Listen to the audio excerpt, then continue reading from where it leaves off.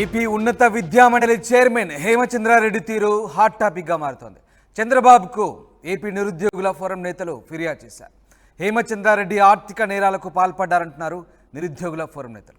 ఉన్నత విద్యామండలిలో దాదాపు 200 కోట్ల నిధుల దుర్వినియోగం జరిగిందంటూ ఆరోపిస్తున్నారు. ఇష్టానుసారంగా వర్సిటీ విజిటర్లను నియమించారంటున్నారు. హేమచంద్రారెడ్డి వ్యవహారంపై విచారణ చేయించాలని, ఎన్నికల ఫలితాలు రాగానే ఫైళ్లను మాయం చేసి మెడికల్ లీవ్పై వెళ్ళిపోయారంటూ నిరుద్యోగుల ఫోరం నేతలు ఆరోపిస్తున్నారు.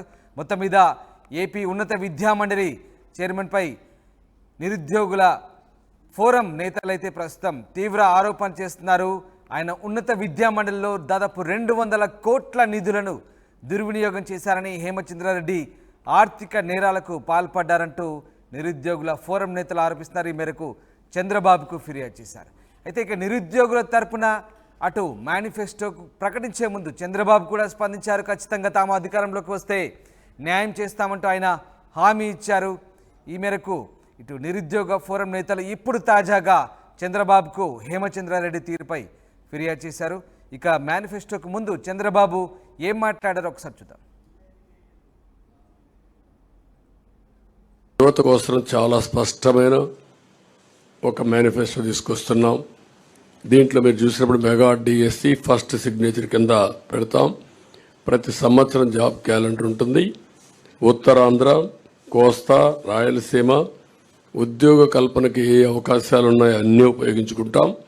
ఎంఎస్ఎంఈకి ఎక్కువ ప్రోత్సాహం ఇస్తాం. పరిశ్రమలకు అనుకూలంగా పాలసీలు తీసుకొస్తాం.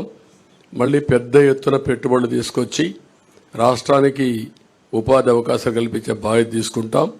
యువత ఎప్పుడు సాలిడ్గా ఫ్యూచరిస్టిక్గా ఉండడం కోసం క్రీడల్ని ప్రోత్సహిస్తాం. డిజిటల్ లైబ్రరీస్ని ఎక్కడికక్కడికి అందుబాటులో తీసుకొచ్చి ఉద్యోగ అవకాశాలే కాకుండా నాలెడ్జ్ అప్గ్రేడ్ చేసుకుంటూ ముందుకెళ్తారు. యువత కోసం చాలా స్పష్టమైన ఒక మేనిఫెస్టో తీసుకొస్తున్నాం. దీంట్లో మీరు చూసినప్పుడు మెగా డిఎస్సి ఫస్ట్ సిగ్నేచర్ కింద పెడతాం. ప్రతి సంవత్సరం జాబ్ క్యాలెండర్ ఉంటుంది. ఉత్తరాంధ్ర, కోస్తా, రాయలసీమ ఉద్యోగ కల్పనకి ఏ అవకాశాలు ఉన్నాయో అన్నీ ఉపయోగించుకుంటాం. ఎంఎస్ఎంఈకి ఎక్కువ ప్రోత్సాహం ఇస్తాం. పరిశ్రమలకు అనుకూలంగా పాలసీలు తీసుకొస్తాం. మళ్ళీ పెద్ద ఎత్తున పెట్టుబడులు తీసుకొచ్చి రాష్ట్రానికి ఉపాధి అవకాశాలు కల్పించే బాధ్యత తీసుకుంటాం. యువత ఎప్పుడు సాలిడ్గా ఫ్యూచరిస్టిక్గా ఉండడం కోసం క్రీడల్ని ప్రోత్సహిస్తాం. డిజిటల్ లైబ్రరీస్ని ఎక్కడికక్కడికి అందుబాటులో తీసుకొచ్చి ఉద్యోగ అవకాశాలే కాకుండా నాలెడ్జ్ అప్గ్రేడ్ చేసుకుంటూ ముందుకెళ్తారు. యువత కోసం చాలా స్పష్టమైన ఇది మొత్తం మీద మేనిఫెస్టోకు ముందు చంద్రబాబు నిరుద్యోగులకు ఎలాంటి అవకాశాలు కల్పించబోతున్నారు, తాము అధికారంలోకి రాగానే ఎలాంటి అవకాశాలు ఉంటాయో వివరించే ప్రయత్నం. అయితే ఇప్పుడు తాజాగా ఏపీ ఉన్నత విద్యామండలి చైర్మన్ తీరుపై నిరుద్యోగుల ఫోరం నేతలు చంద్రబాబుకు ఫిర్యాదు చేశారు. మరి ముఖ్యంగా ఆర్థిక నేరాలకు పాల్పడినట్టుగా ఆరోపిస్తున్నారు. ఉన్నత విద్యామండలిలో దాదాపు 200 కోట్ల నిధుల దుర్వినియోగం చేసినట్టుగా వాళ్ళంతా కూడా ఆరోపిస్తున్న పరిస్థితి. మా ప్రతినిధి కృష్ణమోహన్ జైన్ అవుతారు. కృష్ణమోహన్, ముఖ్యంగా హయ్యర్ ఎడ్యుకేషన్ కౌన్సిల్లో దాదాపు 200 కోట్ల నిధులు దుర్వినియోగమైనట్టుగా నిరుద్యోగులంతా ఆరోపిస్తున్నారు. అలాగే వర్సిటీ వీసీలను కూడా ఇష్టానుసారంగా హేమచంద్రారెడ్డి నియమించినట్టుగా ఆరోపిస్తున్నారు. మొత్తం మీద ఆయన వ్యవహార శైలిపై ప్రస్తుతం విచారణ చేయాలంటూ నిరుద్యోగులంతా కూడా చంద్రబాబుకు మొరపెట్టుకుంటున్న పరిస్థితి. సో ఏం జరుగుతుంది, నిజంగా హేమచంద్రారెడ్డి తీరుపై ఇప్పుడు కొత్తగా ఏర్పడబోయే ప్రభుత్వం ఎలాంటి విచారణ చేయబోతోంది? ఒక్కొక్క అధికారి వ్యవహార శైలి మీద ఇప్పుడు ఒక్కొక్కటి కేస్ స్టడీ తీసుకుంటున్న పరిస్థితిలాగా మనకు అర్థమవుతుంది. కొత్త ఎన్డీఏ ప్రభుత్వం ఏర్పడిన తర్వాత వరుసగా మనం చూడొచ్చు, కొంతమంది అధికారుల మీద వేట్లు పడ్డాయి, కొంతమందిని బదిలీలు చేశారు, కొంతమందిని ఎక్కడ రిలీవ్ కాకుండా ఉంచమని చెప్పారు, కొంతమంది అధికారుల మీద సిఐడి రైడ్స్ జరిగాయి. సిఐడి కూడా కొంత సమాచారాన్ని సేకరించింది. నెక్స్ట్ ఇప్పుడు టార్గెట్ హేమచంద్రారెడ్డి, ఆంధ్రప్రదేశ్ రాష్ట్ర ఉన్నత విద్యామండలి చైర్మన్గా ఉన్నారు.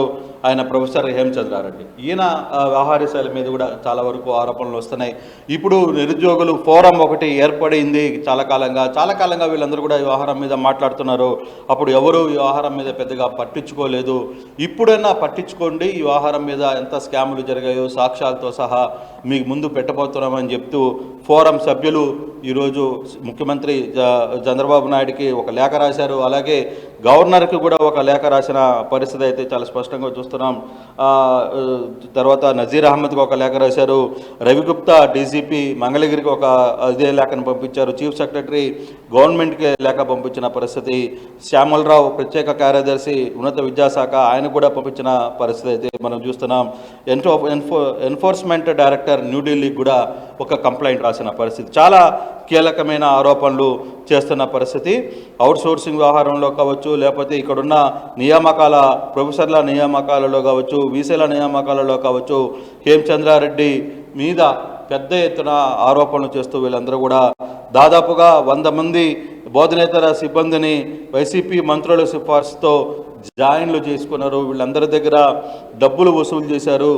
దాదాపుగా 200 కోట్ల రూపాయలు నిధులు గోల్మాలయ్యాయి అని చెప్తే దాదాపుగా 34 అంశాలు, 1-2 కాదు 34 అంశాలతో ఒక లేఖను వీళ్ళందరూ కూడా రిలీజ్ చేసిన పరిస్థితి అయితే మనం స్పష్టంగా చూస్తున్నాం. దీంట్లో చాలా ఆరోపణలు అయితే ఉన్నాయి. దీంట్లో ఇది చదవాలంటే కూడా దాదాపుగా ఒక అరగంట పట్టే పరిస్థితి ఉంది. ఇంత పెద్ద లేఖను ఇంత కంప్లైంట్స్ రూపంతో వీళ్ళు ఇచ్చిన పరిస్థితి. గత ఆఫీస్కి సంబంధించి ముందు రోజు నుంచి ఫైల్స్ని మాయం చేసి ఆఫీస్లో ఉన్న ఫైల్స్ని మొత్తం కూడా ముక్కలుగా చేసి తెలివిగా మెడికల్ లీవ్ అనే ఆయన ఆఫీస్ విడిచి వెళ్ళిపోయారు. ఆఫీస్కి చెందిన మొబైల్ ఫోన్ మరియు ఆఫీస్ ల్యాప్టాప్లను ఇవ్వకుండా తమ వెంట తీసుకుని పోయి డేటా మొత్తం తుడిచివేశారు. తన మెడికల్ లీవ్ని రద్దు చేసి ఎంక్వైరీ కండక్ట్ చేయాలి అనేది ప్రధానంగా వీళ్ళు డిమాండ్ చేస్తున్నారు. అలాగే Andhra Pradesh higher education కౌన్సిల్ని Anantapuram state council of higher ఎడ్యుకేషన్స్గా మార్చివేశారు అనేది వాళ్ళు చెప్తున్న సమాచారం. అలాగే ఆంధ్రప్రదేశ్ రాష్ట్రంలో 3,50,00,000 lakhs మంది విద్యార్థులు రాసిన ఎంసెట్ పరీక్షా ఫలితాలను విడుదల చేయకుండా స్టూడెంట్స్ పక్క రాష్ట్రంలోకి వెళ్ళి కాలేజీలో వేరే చేరే విధంగా పక్కా ప్రణాళిక చేసుకొని ప్రైవేట్ కాలేజీల నుండి లక్షల రూపాయల కమిషన్లు పొందుతూ స్పెషల్ ఆఫీసర్ సుధీర్ రెడ్డి మరియు హేమచంద్రారెడ్డి అవినీతి భాగవతంపై విచారణ చేయాలి. అలాగే గత 5 సంవత్సరాలుగా సెల్ఫ్ సెక్షన్లో ఉన్న బీఈడీ కాలేజీలకు ఇచ్చిన అప్రూవల్స్ మొత్తం మరియు అడ్మినిస్ట్రేషన్ కౌన్సిల్లో జరిగిన అవకతవకల మీద విచారణ చేయాలి. ఇలా చాలా అంశాలకు సంబంధించి దాదాపుగా 34 అంశాలకు సంబంధించిన పెద్ద ఎత్తున కూడా వాళ్ళు ఫిర్యాదు చేసిన పరిస్థితి అయితే ఉంది. వరుసగా ఇప్పటికే ఈ వ్యవహారం మీద కొంత ఎంక్వైరీ కూడా స్టార్ట్ అయిందని చెప్తున్నారు.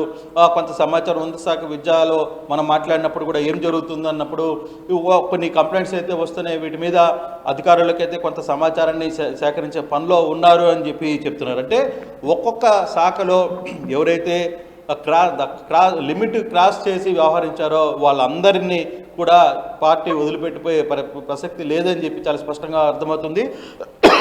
అధికారులు ఎప్పటికప్పుడు ఈ వ్యవహారం మీద తగిన ఎంక్వైరీస్ కూడా చేస్తున్నారని మనకి కొంత సమాచారం అందుతోంది. Ramdas. Right, yes. Thanks for the update Krishnamohan. ఇది మొత్తం మీద ఏపీ ఉన్నత